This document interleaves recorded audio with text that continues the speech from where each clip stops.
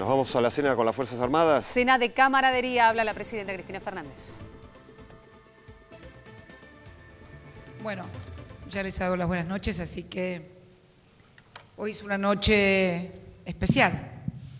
Concurro en mi carácter de comandante en jefe de las Fuerzas Armadas de la Nación a su habitual cena de camaradería desde el año 2008, para ser más precisos. La primera vez que tienen, por lo menos como presidenta, una mujer. Hubo otra mujer, pero había sido elegida como vicepresidenta y no como presidenta. Esta es mi última cena en ese carácter, lo cual no quiere decir que pueda comer con algunos de ustedes en alguna otra oportunidad. No estaría mal tampoco, pero me parece que sería bueno que pudiéramos repasar lo que considero han sido años intensos para nuestro país, años intensos para las instituciones armadas, años intensos para el mundo en general. ¿Y cómo nos ha ido a todos y cada uno de nosotros? No en términos personales, por supuesto, no estoy haciendo referencia a eso ni individual, sino en términos de instituciones y de país. Y podemos decir que hoy hemos recorrido un largo camino desde el año 2003 a la fecha. Un largo camino que encierra varios capítulos institucionales propiamente dichos del sector, un entramado institucional de la política de defensa que ha adquirido una densidad que no tenía en otros momentos. Densidad que tiene que ver también con el ejercicio continuo de la democracia y del rol de defensa que deben tener nuestras Fuerzas Armadas. Hitos fundamentales que hemos protagonizado en estos años. Como todos sabemos, en 1988 se había sancionado la ley 23.554 de Defensa Nacional, pero estaba pendiente nada más ni nada menos que su reglamentación, que tuvo lugar en el año 2006, mediante el decreto 726 que firmara el presidente Néstor Carlos Kirchner, que reglamentó precisamente luego de largos 18 años esa ley de defensa. Luego, lo que constituyó el decreto de 1729, que crea el ciclo de planeamiento de la defensa nacional, se comienza a planificar la defensa nacional. Y la primera directiva de esa defensa, en virtud de la ley y la reglamentación emanada del Poder Ejecutivo, que me tocó ejercer a mí en el año 2009. ¿Cuáles han sido los que podemos definir como los lineamientos basales, los fundamentals de esa estrategia en materia de política de defensa? Primero, la reafirmación para siempre de la conducción civil de nuestras Fuerzas Armadas, a través del Ministerio de Defensa también, como representación del comandante en jefe de las Fuerzas Armadas, en este caso quien ejerce la primera magistratura del país. También la operación conjunta, la conjuntez, como podríamos definirla, que es en definitiva concebir a las Fuerzas Armadas no como la Fuerza Aérea, el Ejército o la Marina, sino un conjunto, un equipo que se encarga de defender la nación en el aire, en la tierra y en el mar. Esto no es, esto que puede parecer casi una obviedad, no es una cuestión menor. Estrategias individuales de cada fuerza en un actuar en forma conjunta fueron tal vez motivo de alguna derrota que podríamos tal vez haber evitado, morigerado, atemperado, o por qué no tal vez haber salido victoriosos. Creo que entonces la asunción de que las Fuerzas Armadas de la Nación son una sola, que también tiene que ver porque uno piensa por qué se había producido esta muchas veces suerte de disputa en sordina entre las fuerzas. Era producto de que durante mucho tiempo las Fuerzas Armadas no cumplieron con su rol fundamental, que era el de la defensa de la nación. Incursionaron en el tema de la política, y cuando se incursiona en el tema de la política, siempre hay disputa. Los políticos disputamos con una urna en el medio, en democracia. Bueno, las Fuerzas Armadas disputaban por allí poder en el ejercicio del poder de alguna otra manera. Era una distorsión que se había producido a partir de la propia distorsión de la función que las instituciones armadas debían cumplir en nuestro país. Por eso la conjuntez es el segundo lineamiento estratégico. El diseño del instrumento militar en función de la misión principal y la adopción de una postura y actitud estratégica defensiva que cuenta con una doble dimensión, autónoma y cooperativa. Autónoma porque ya no necesitamos que nos enseñen en ningún país cómo defender la patria. Además, no deja de ser también una contradicción que vivimos en el pasado. Nos preparaban afuera quienes podrían eventualmente ser nuestros atacantes a defendernos. Convengamos que no soy militar, no soy una experta estratega, pero no confiaría mi formación de defensa a quien puede mañana eventualmente ser mi enemigo. Debería preparar mi propia estrategia, mi propia política de defensa en base a lo que es mi país y a los recursos con los que cuenta mi país y a lo que puedo diseñar en mi país. Y de cooperación, porque también tenemos el orgullo, los argentinos, de decir que nuestro país, la República Argentina y sus Fuerzas Armadas han cooperado en todas las misiones de paz de la ONU, fundamentalmente en Haití, en Chipre, donde hemos tenido un rol preponderante. Más tarde me voy a referir inclusive al número de efectivos que se han desempeñado en cada una de esas misiones, MINUSTAH, en Haití, Chipre. Derechos humanos y defensa.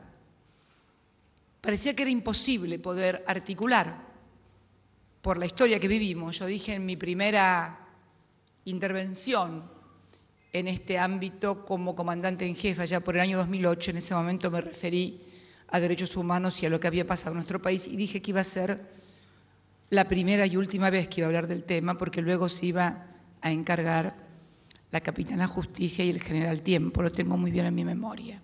Y así fue. Creo que hoy la política de derechos humanos en materia de defensa, mediante el decreto 825 también del entonces presidente Kirchner, que habilita al Ministerio de Defensa a intervenir en la instrumentación y difusión de las normas de derechos humanos. Se crea también en este ámbito una Dirección Nacional de Derechos Humanos, histórico hallazgo en el año 2003 de la documentación en subsuelos del edificio Cóndor.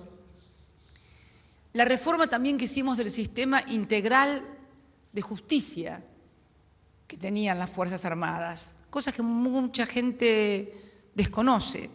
Por ejemplo, la ley 26.394 de agosto del año 2008, también durante mi primer mandato como presidenta, donde eliminamos el fuero militar, donde los militares se juzgaban a sí mismos, y también eliminamos la pena de muerte, porque, aunque parezca mentira, en un país donde la Constitución prohíbe la pena de muerte, había pena de muerte precisamente en el Código de Justicia Militar. Parece una cuestión menor, pero para quienes pensamos que la vida solamente puede ser retirada por quien la ha creado, por Dios, no es una cuestión menor. Se rediseñó integralmente también el sistema disciplinario, adaptándolo a la Constitución y a los tratados internacionales en materia de derechos humanos. Ustedes saben que la reforma del 94 adoptó 22 tratados internacionales en materia de derechos humanos. Yo también fui convencional constituyente y les dio jerarquía intraconstitucional y por lo tanto también los puso a nivel de por sobre la legislación nacional. No podemos apartarnos en materia de derechos humanos de lo que marca la política internacional, y en esto también podemos decir con mucho orgullo que nuestro país hoy es líder en el mundo en materia de derechos humanos, pero de derechos humanos en serio. No somos de los que hacemos que otros apliquen los derechos humanos y nosotros los violamos constantemente o no nos adaptamos a ninguna de las convenciones que se firman. No tenemos una doble vara, un doble rasero, como se suele decir. Adentro y afuera es exactamente lo mismo.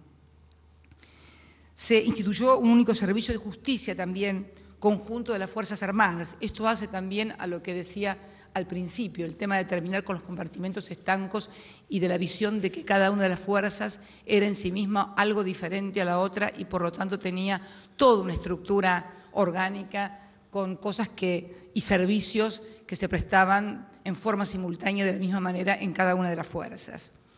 Desclasificación de archivos documentales, como sucede en todas las naciones desarrolladas. El decreto 4 del año 2010 desclasificó archivos de inteligencia de las acciones que fueron comprendidas en el periodo 1976 y 1983 relacionadas con la dictadura.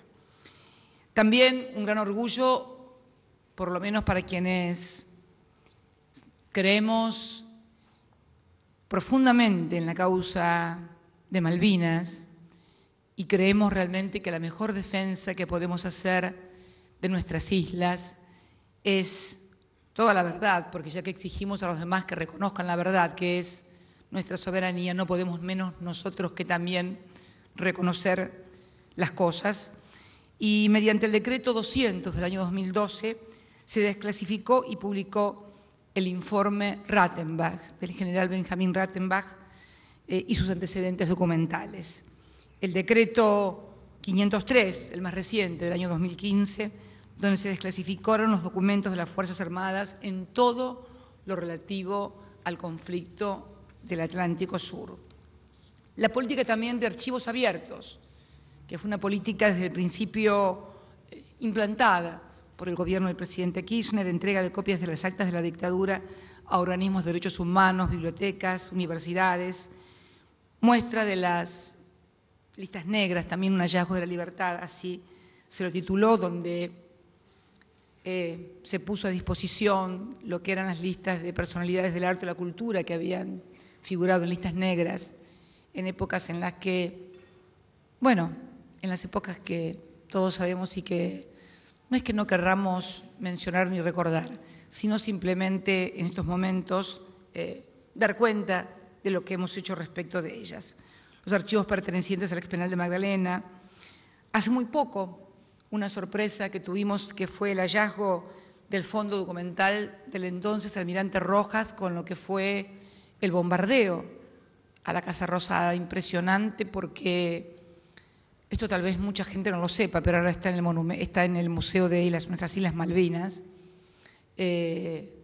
y se encontró lo que era la agenda del general Perón el día del bombardeo, las entrevistas que tenía y también las fotos y los daños que tuvo la Casa Rosada con motivo de ese bombardeo.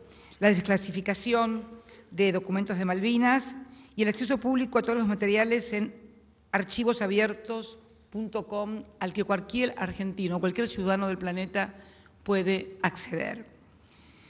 Políticas de género. Bueno, acá me voy a ir con una deuda. Si bien hemos avanzado muchísimo en materia de género, ha aumentado un 50% el ingreso de mujeres a nuestras Fuerzas Armadas y el 15% de los efectivos son congéneres.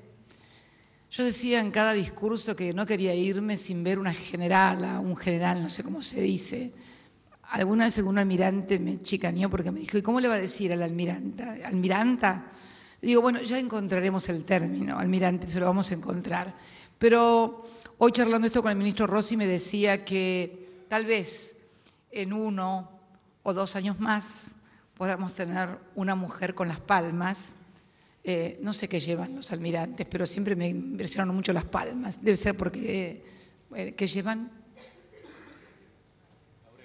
Laureles. Igual que los, son palmas también, ¿o no? Bueno, no importa. Queremos tener mujeres, en definitiva, para decirlo en síntesis, sin tanto eufemismo, metáfora, en la conducción de las Fuerzas Armadas también. Esta es una deuda, pero estoy segura que la van a hacer cumplir las mujeres que están ingresando. Tengo mucha más confianza y he puesto mucho más por ellas en las Fuerzas Armadas.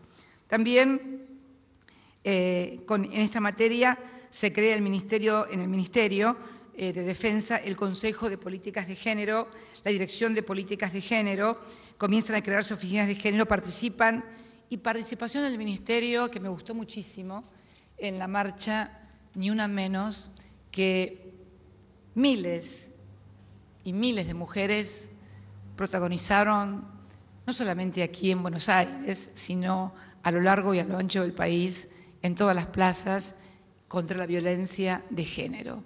Uno de los flagelos más tristes que puede sufrir una sociedad. Avances cuantitativos, les decía, 50% de aumento y un 15% de los efectivos de las Fuerzas Armadas. Una dimensión internacional también de la defensa, que tiene que ver con lo que decíamos al principio, la cooperación.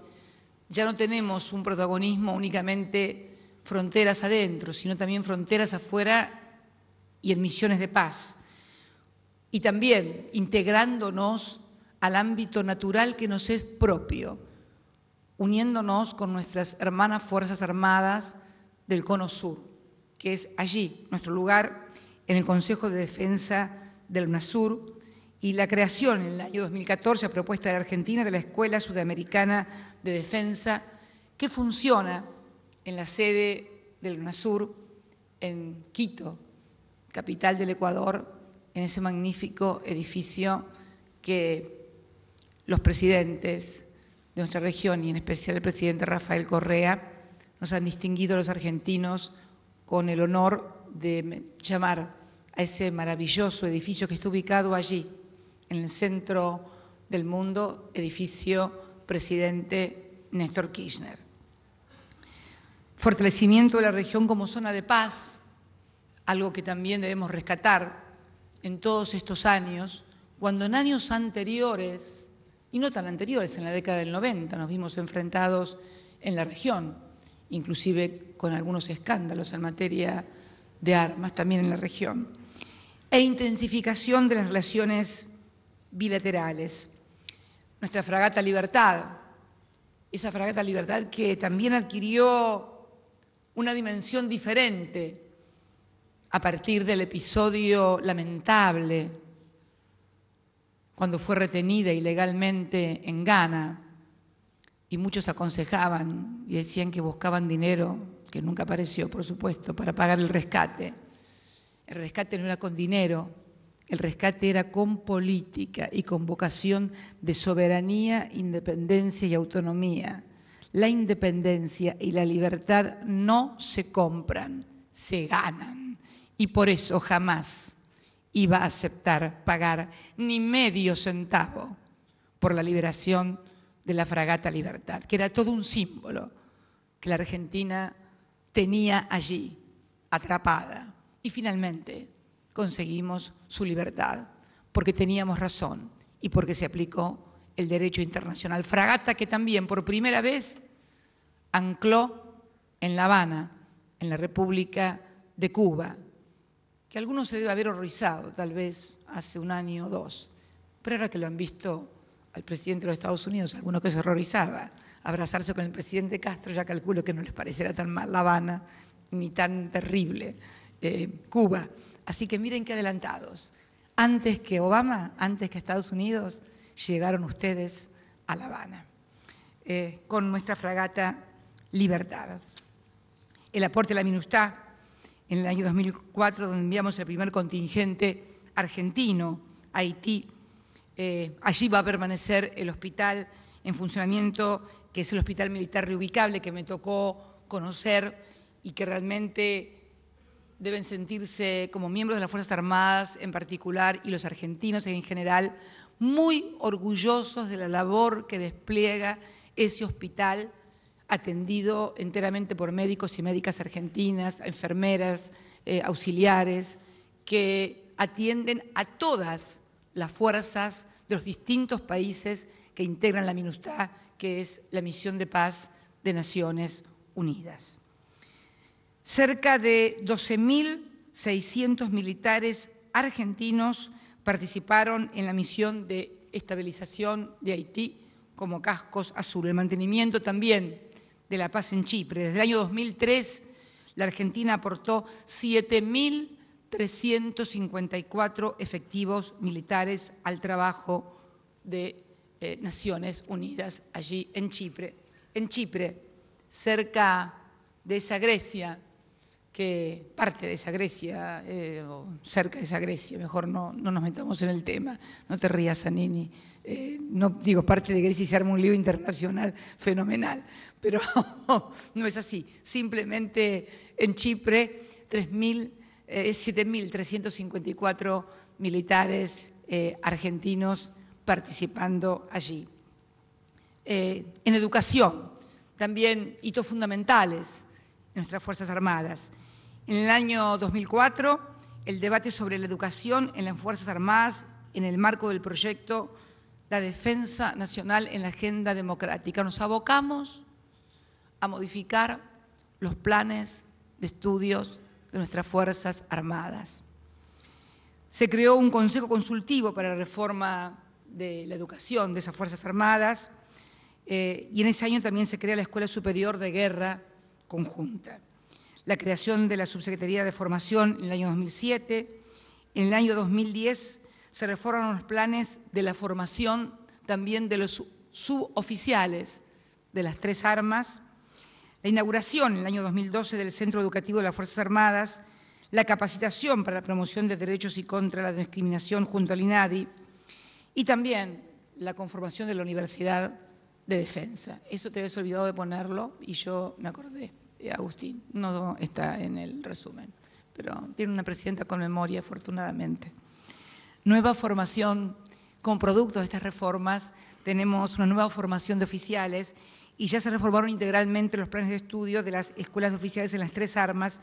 Y este año, miren lo que duran las cosas y el tiempo que es necesario para ir cambiando las cosas. Recién este año va a egresar la primera formación de oficiales de las tres fuerzas en el marco de los nuevos planes de educación o de la reforma integral de los planes de educación. Nada es de un día para el otro. De un día para el otro se puede destruir y tirar todo abajo, pero construir, y construir en serio y sólidamente, eso demanda mucho tiempo, mucha paciencia y por sobre todas las cosas, mucha convicción. No, acá está, la Universidad de la Defensa Nacional. 2014, aprobación del Congreso del proyecto enviado por el Poder Ejecutivo, incluye las carreras de pregrado y posgrado y formación de alto nivel para militares y civiles vinculados a la defensa nacional. Implementación del Plan Fines, un plan del que estoy particularmente orgullosa que también se aplicó aquí, como en todo el ámbito del sector público, el Plan Fines. Un plan que pensamos allá por el principio de mi primer mandato, 2007-2008, cuando advertimos que a mucha gente, por todo lo que había pasado en el país, porque había perdido el trabajo, porque sus padres no habían podido completar o ayudar en los estudios, había mucha gente que le faltaban 2 o 3 materias. Empezamos así, con 2 o 3 materias, 4 o 5, y finalmente fuimos extendiéndolo y se han graduado ya casi 600.000 argentinos en su escuela primaria o en su escuela secundaria, obtenido su título, mejorado su posición en los escalafones de revista porque han obtenido el título y lo que es mejor aún, muchos de ellos ingresando a las nuevas universidades, a las 54 universidades nacionales, públicas y gratuitas, de las cuales 19 fueron creadas durante nuestra gestión.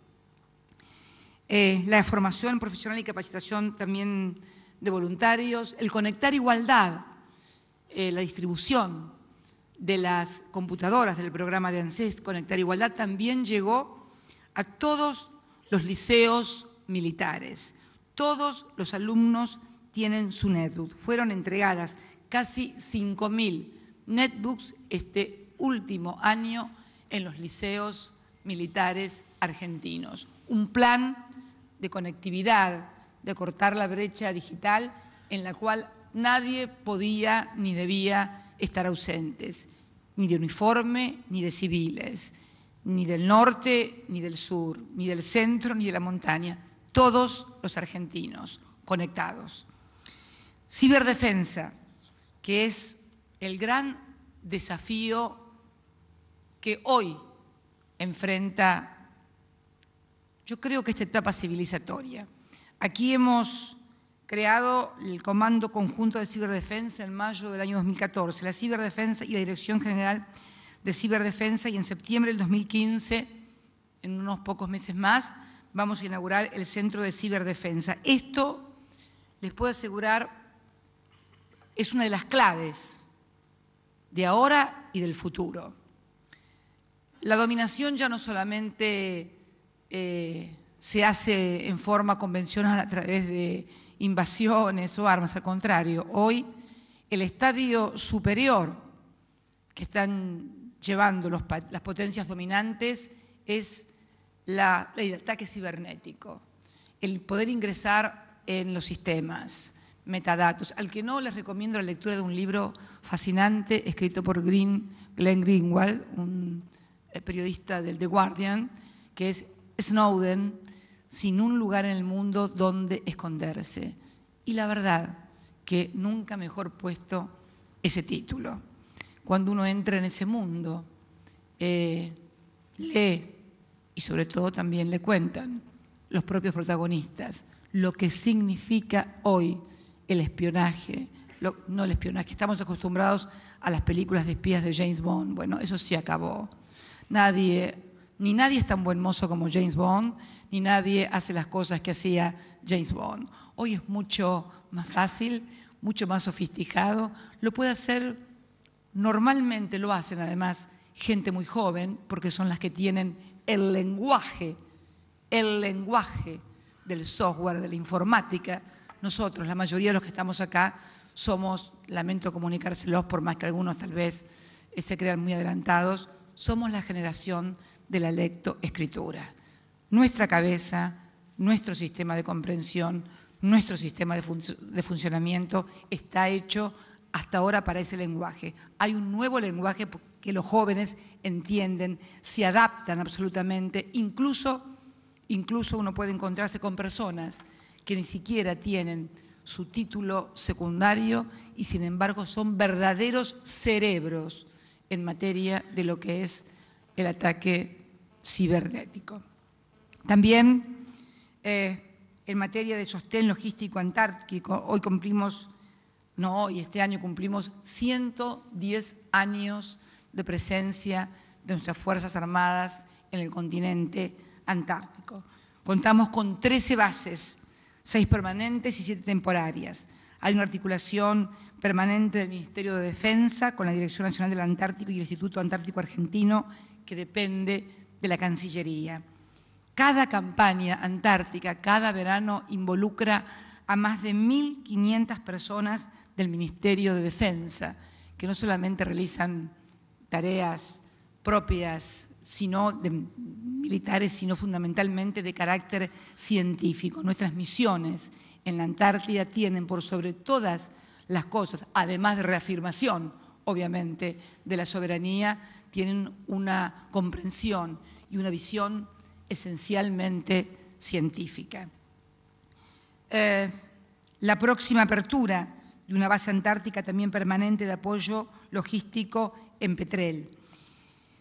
La radarización, en la cual hemos avanzado muchísimo. Radarización del espacio aéreo. En el año 2004, el presidente Néstor Kirchner, es inevitable referirse a él porque con él comenzó todo, crea el Sistema Nacional de Vigilancia y Control Aeroespacial, SINVICA. y comenzamos un trabajo conjunto entre las Fuerzas Armadas y el INVAP para la fabricación de radares. Radares primarios argentinos, RPA. El contrato con INVAP prevé la instalación de 6 de estos radares. Los 2 primeros ya están instalados y funcionando, uno en Las Lomitas, provincia de Formosa, y otro, los 2, y el otro en Ingeniero Juárez, también en la provincia de Formosa. Y se está instalando el tercero de estos 6 radares en Pirané. Los 3 restantes serán instalados entre fines del 2015 y el año 2016. Radar secundario monopulso argentino. Se instalaron de estos 22 radares para el control del tránsito aéreo. Cuando empezamos con esto, en la Argentina solamente 4 aeropuertos argentinos estaban radarizados. 4. Hoy tenemos 26 aeropuertos radarizados y estamos ya cubriendo el 95% de las rutas aéreas argentinas. No estamos hablando del siglo pasado, estamos hablando apenas de hace 12 años atrás. La recuperación, y en esto quiero hacer hincapié especial, porque ha sido una constante en todas mis intervenciones en estas cenas, y que es la recuperación del rol de la industria para la defensa, la recuperación del rol industrialista, histórico, que las Fuerzas Armadas desempeñaron en nuestro país y que realmente conocieron épocas de gloria. Y es esto lo que queremos recuperar. No la gloria, sino la industrialización. Que la defensa también sea vista y se efectivice como una industria que desarrollen nuestros técnicos y nuestros científicos.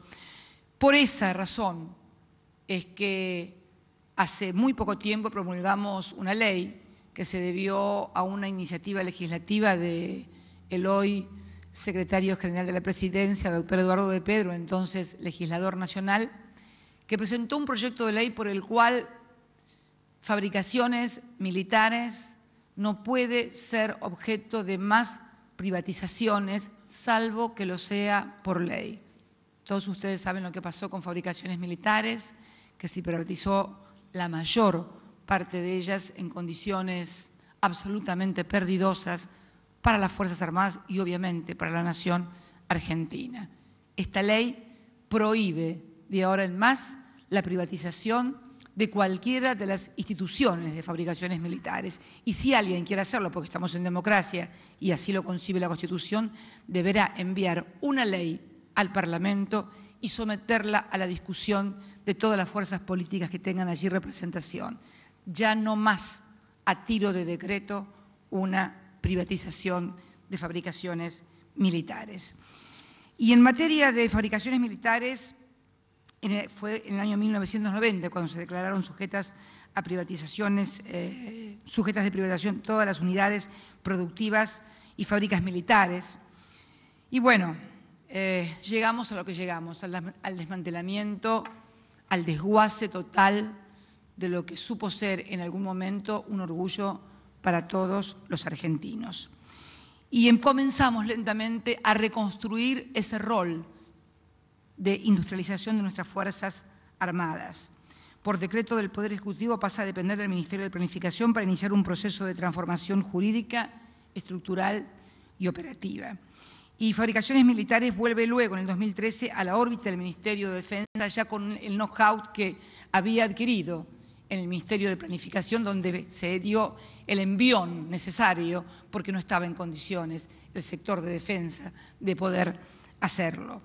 Y en el año 2014, después de 60 años, 6 décadas, vuelve a abrirse una nueva fábrica militar en Háchal, San Juan, en materia de explosivos.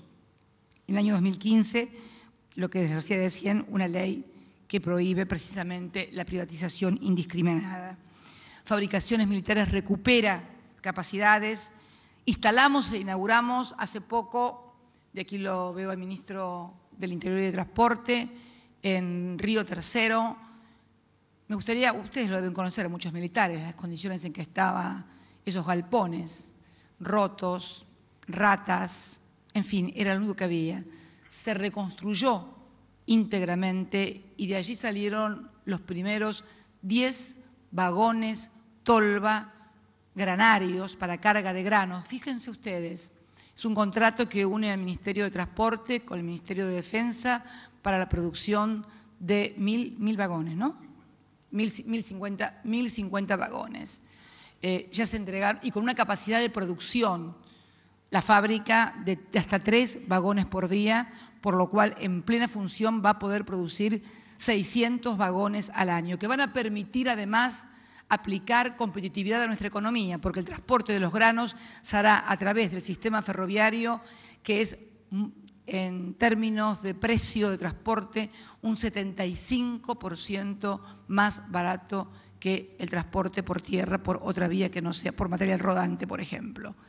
Y también otro tipo de vagones y el otro que no me acuerdo, que es el bogie, que es el carrito de las ruedas para transportar otro tipo también de vagones. La verdad que con una inversión de 1.000 millones de pesos el otro día tuve mucho orgullo de ver esa fábrica a pleno, reluciente y entregando los 10 primeros vagones tolva. En la fábrica argentina de aviones, FADEA, cuando estuvimos el otro día, fue en Mendoza, creo, cuando salíamos de Mendoza, ¿no? Salíamos de Mendoza, veníamos con el ministro de Economía caminando, y no sé si Axel está por acá o no vino hoy, ausente, con aviso, sin aviso. Salimos, íbamos camino al Tango 01 para retornar aquí a Capital Federal y de repente veo unos aviones pequeños, relucientes y pilotos que los estaban operando. Y no pude resistir la tentación. El jefe del aeropuerto que me acompañaba, el brigadier de la base, le pregunto, ¿qué son? Son los aviones Pampa, ¿puedo ir a verlos? Y allá nos fuimos. Yo no pude meterme adentro de uno de ellos, pero el ministro sí se metió en el de atrás, en el que acompaña al piloto de combate. Y la verdad que cuando uno se acerca, el avioncito de afuera parece un avioncito chiquitito, así, pero cuando se acerca y mira el grado de tecnificación que tiene en materia de todo lo que es el comando, realmente, y le pregunto, ¿pero esto lo hicimos todo acá? Todo acá, presidenta, me dijo. Y la verdad que un gran orgullo. En 1995 se había entregado a la fábrica militar de aviones en concesión al estadounidense Lockheed Martin, y en el 2008 la adquisición de las acciones de la firma estadounidense y creación de la nueva fábrica argentina de aviones FADEA, Brigadier San Martín, ese gran argentino que tanto hizo por la grandeza de la nación. No es solamente por la Fuerza Aérea, es por la grandeza de la nación. En el 2014, FADEA vuelve a exportar, gracias al contrato que hemos firmado con Embraer, la compañía de aviones brasilera, para la fabricación de partes del avión KC-390. Lo de KC no tiene absolutamente nada que ver, es pura coincidencia. También el IA-63 Pampa, que se modernizaron y remotorizaron 8 unidades del avión IC-3 Pampa, y en diciembre del 2003 se aprobó el contrato entre el Ministerio de Defensa y FADEA para la fabricación de 40 aeronaves Pampa y Pampa GT. Tandanor, pero antes de Tandanor, el sistema aéreo robótico SARA, que estamos trabajando también en un contrato firmado con INVAP. Los argentinos tienen que saber que estamos en el ámbito de FADEA, un contrato firmado con INVAP, todos saben que es INVAP, para la fabricación de aviones no tripulados, lo que comúnmente se conoce con el nombre de drones. Bueno, en la Argentina, los argentinos estamos fabricando drones entre una empresa argentina como INVAP con nuestras Fuerzas Armadas. Las tecnologías se transferirán a fabricaciones militares y FADEA, que serán los responsables de la producción en serie de los productos desarrollados, o sea, todo el desarrollo científico, el proyecto, la ejecución, la matriz, la hace INVAP. Una vez que termina esto, entrega la tecnología, el know-how a fabricaciones militares, a FADEA, que se encarga de la producción de estos drones. Impensable. Hace unos años atrás, Tandanor, también sometida a privatización en 1991, quiebra en el año 2000, En el año 2007 se declara fraudulenta la quiebra y en el 2010 año de nuestro bicentenario, nace el complejo industrial naval argentino SINAR, uniendo los talleres de Tandanor con el astillero Almirante Storni, y recuperar nuestra capacidad, por ejemplo, para el mantenimiento de submarinos. Recuerdo cuando inauguramos la terminación de la media vida, de lo que se denomina media vida, del submarino San Juan.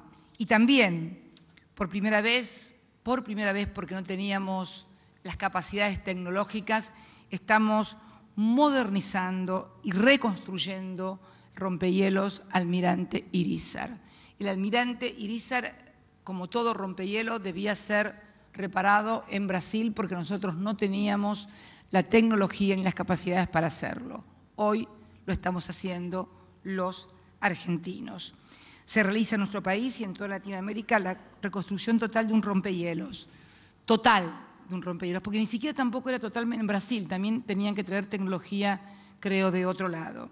Es la obra con mayor complejidad que se está haciendo en los 130 años de Tandanor. La modernización y recuperación del histórico Almirante Irízar. Es la obra más importante en toda la vida de Tandanor y la estamos haciendo acá, nosotros, los argentinos. El presupuesto destinado a desarrollos tecnológicos, que es el gran rol, o uno de los grandes roles que yo creo es también objetivo de defensa nacional, el presupuesto destinado, digo, a desarrollos tecnológicos y productivos para la defensa se multiplicó 70 veces entre el año 2003 y el año 2015. Para que tengan una idea en cifras, en el año 2003, para desarrollos tecnológicos y de producción en Fuerzas Armadas o en materia de defensa se destinaba la suma de 61 millones de pesos. En el año 2015 estamos destinando 4.272 millones. Es un incremento del 6.834%. Mídanlo con los números, con los índices y con las varas que mejor les gusten. Pero nunca había pasado desde hacía mucho tiempo algo similar en la República Argentina. Pese a que algunos se desgarraban las vestiduras hablando de las Fuerzas Armadas, no se trata de hablar de las Fuerzas Armadas, se trata de construir y reconstruir a las Fuerzas Armadas de la Nación. Y en eso es en lo que estamos. El equipamiento logístico también del Ejército argentino, que teníamos urgencias y se invirtieron 930 millones en equipamiento de combate individual. Nos faltaban uniformes en forma para nuestros soldados. La modernización de los aviones Hércules C-130, que se firmó el contrato para la modernización de 5 aviones Hércules. La inversión total ronda aproximadamente 75 millones de dólares. Los GROP TP-120, que son las últimas 6 unidades recibidas, completamos los 10 aviones GROP TP-120 para el entrenamiento de civiles y militares. Fueron adquiridos en Alemania y ensamblados totalmente en Fadea, en la provincia de Córdoba. La adquisición de 2 helicópteros Bell, también 412 EP. La operación demandó 17 millones de pesos para tareas de rescate, traslado y apoyo a la comunidad. La adquisición también de buques para la Armada Argentina, compra de 4 remolcadores polares de origen ruso, una capacidad de operación en aguas antárticas y de patrullaje en nuestro litoral marítimo, con una inversión de más de 8 millones de dólares. Y las emergencias que hemos tenido desgraciadamente en la República Argentina y en la cual debo reconocer y agradecer a todo el personal de nuestras Fuerzas Armadas cómo se han comportado en cada una de estas emergencias normalmente de carácter climatológico, como fueron las inundaciones en la ciudad de La Plata, como fueron las erupciones en distintas oportunidades de los volcanes en la Patagonia, la verdad, las inundaciones en Córdoba, también donde asistimos prontamente, en general, allí donde hubo una emergencia, los primeros que llegaron fueron nuestros soldados, nuestras Fuerzas Armadas, desde el agua potable con las bombas potabilizadoras de agua, hasta la ayuda con los médicos, hasta el tema de carpas para los evacuados, alimentación, etcétera, con una gran cooperación, además de organizaciones civiles y también organizaciones sociales y políticas que mancomunadamente con nuestras Fuerzas Armadas se dedicaron y dieron su esfuerzo y su servicio a ayudar a los compatriotas que estaban en serias dificultades en esos momentos. Es también una manera de articular una defensa, porque nuestras Fuerzas Armadas deben ser queridas por nuestro pueblo y deben ser necesarias deben sentirse necesarias por el pueblo. Y realmente creo que es una tarea que estamos logrando y hemos logrado con éxito. Y no puedo dejar de mencionar tal vez lo que es mi criterio. Ustedes saben que yo creo que muchos de nuestros problemas obedecen también muchas veces a prejuicios culturales o a saberes que creemos que son de una manera y son de otra. No puedo dejar de mencionar lo que vivimos en esta última semana de mayo, cuando se trasladó el sable corvo del padre de la patria, del general San Martín, a su lugar histórico. Yo sé que por allí a algunos les hizo un poquito de ruidito en el estómago, porque bueno, querían tener el sable corvo ahí en el regimiento de granaderos, pero créanme que estoy segura que San Martín está absolutamente feliz en donde esté, de que su sable esté allí en el Museo Histórico Nacional, en la historia nacional, acompañado por el sable de Belgrano, de Dorrego, del almirante Brown, del brigadier general don Juan Manuel de Rosas, del general Las Heras y de tantos otros argentinos que dieron su vida y construyeron la patria. Fuerzas Armadas comprometidas en situaciones de emergencia y ver esos chicos también, no puedo dejar, y esto creo que es tal vez el avance más importante que hemos logrado, ver a toda la población volcada a las calles, acompañando la marcha de ese sable, ver a muchos chiquitos, a miles de niños argentinos orgullosos en el Día de la Patria, con el uniforme, con el birrete, con el sable de cartón, que también desde ese gran aporte cultural que es Paca Paca, la televisión pública, ha hecho con ese personaje Samba, enseñarle a nuestros niños a amar y a conocer a nuestros próceres. Los ídolos de nuestros niños no pueden seguir siendo un agente de espionaje o monstruos que nos crean en Hollywood. Nuestros héroes para los niños tienen que ser los héroes que construyeron la patria. Eso también es construir nacionalidad e identidad.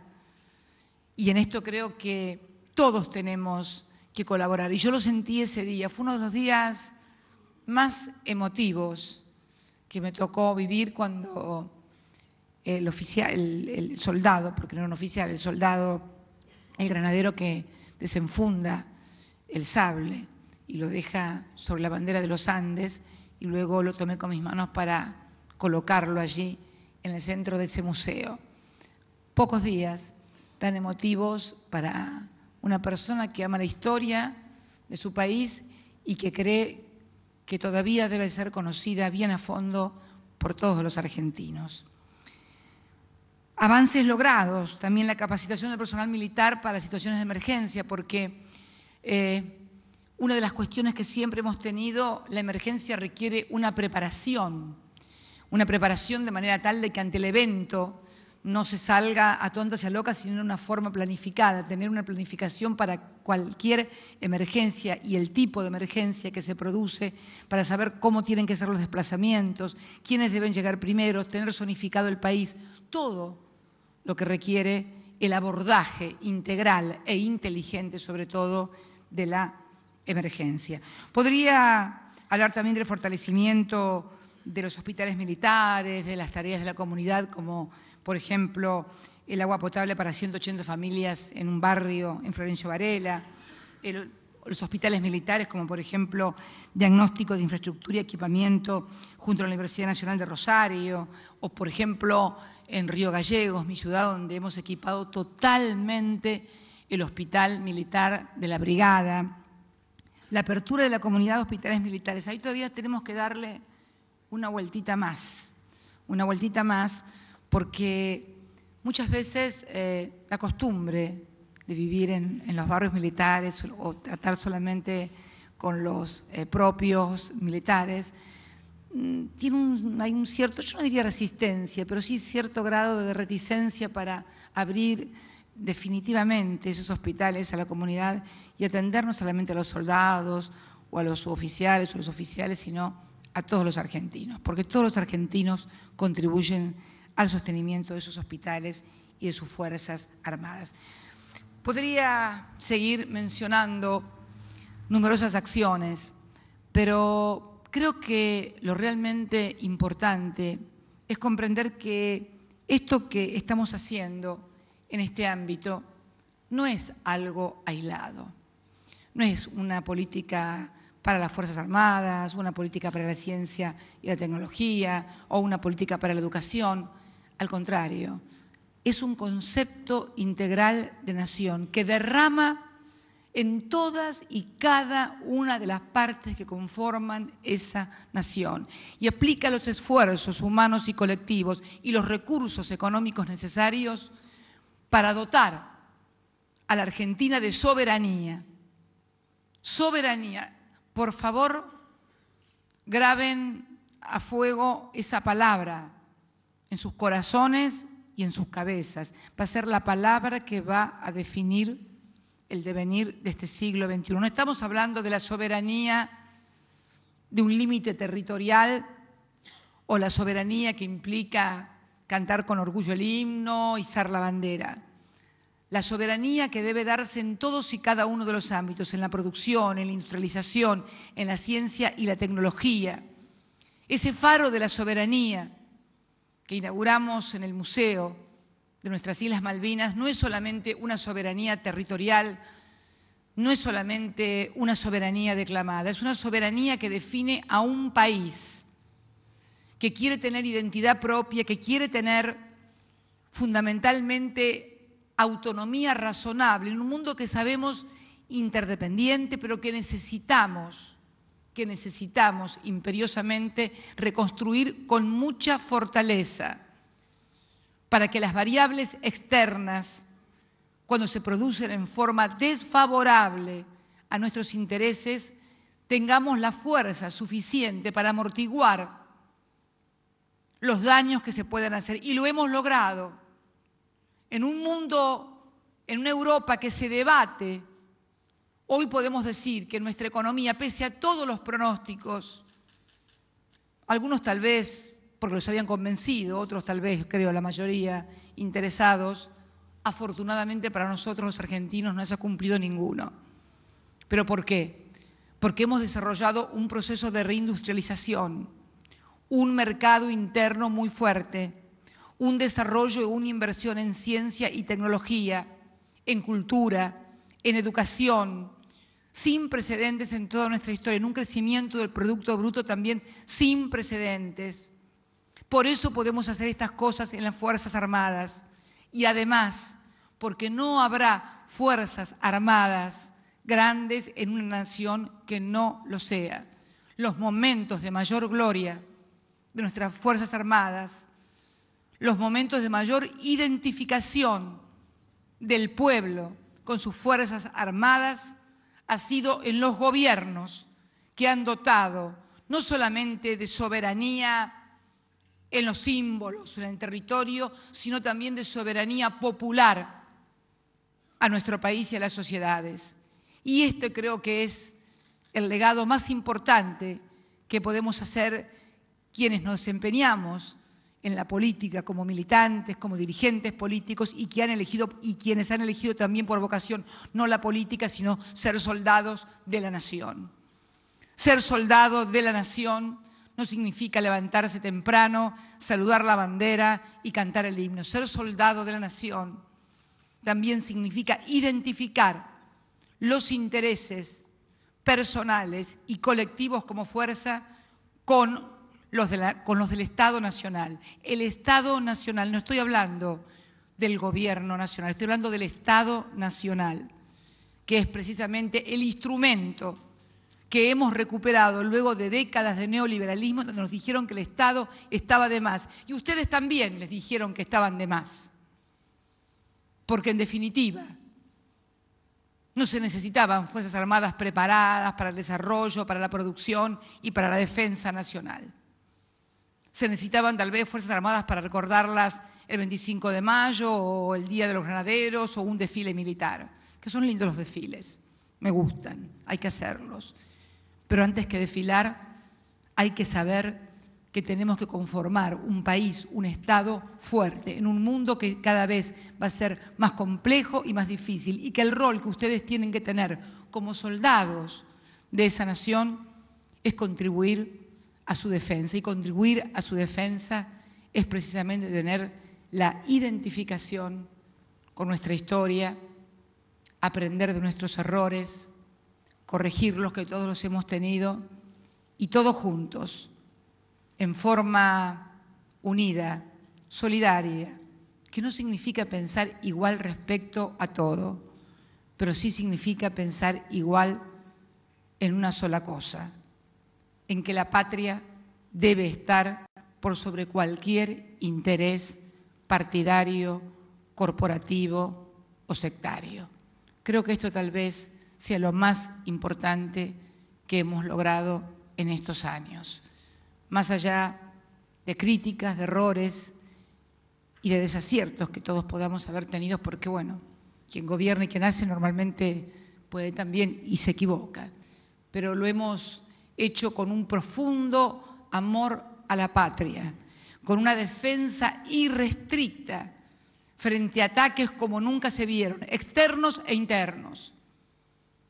Hace pocos días vimos cómo una nación, cuna de la democracia, de nuestra cultura, de nuestra propia cultura occidental, Grecia, se debatía y se debate en una situación similar a la que vivimos en el año 2001. Esto nos tiene que dar un aprendizaje a todos nosotros y fundamentalmente a ustedes, que muchas veces también han sido utilizados externa e internamente para defender intereses que no eran los del país, que eran los de grupos, y que muchas veces vemos que siguen gozando de los mismos beneficios mientras otros están purgando las penas por las cosas que los mandaron a hacer y les hicieron hacer. Por eso yo quería, en esta mi última cena de camaradería de las Fuerzas Armadas, convocarlos a que nunca más se dejen llevar por un canto de sirena. En todo caso, hagan como Ulises. Átense al mástil de la nave para ver cómo es el canto, pero nunca más se dejen llevar por los que a la hora de hacer las cosas son del ejército de los animémonos y vayan. Nunca más, soldados de la patria. Nunca más esos errores. Creo que todos hemos aprendido y están dadas las condiciones, están dados los cimientos sólidos para seguir construyendo este gran país que es nuestra casa, la República Argentina. Muchas gracias y vamos a brindar. Quiero brindar por nuestras Fuerzas Armadas y por la patria. Salud.